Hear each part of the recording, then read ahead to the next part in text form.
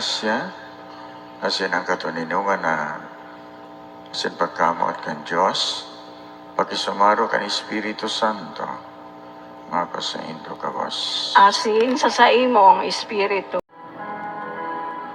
Kagurang na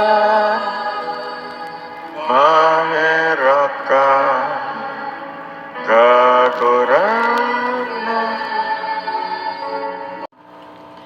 Pagbasa sa libro ni Propeta Isaías.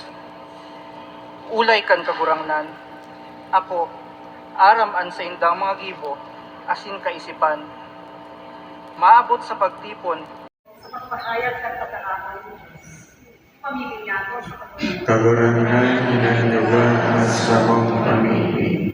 Tangaling danay niya ito ang tugon at sa kuyang mga kapunan.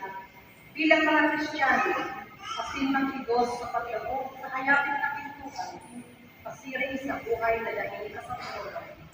Pamilya ko sa kagurangan. Kagurangan hinanyugan sa mong pamilya.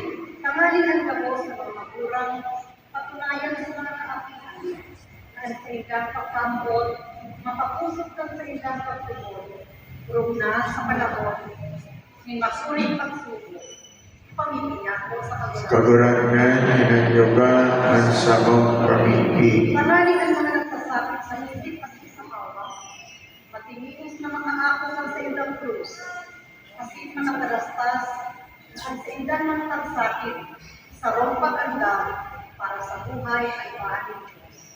Pamilya ko sa kagurangan. Kagurangan hinanyugan sa mong pamilya. Tangaling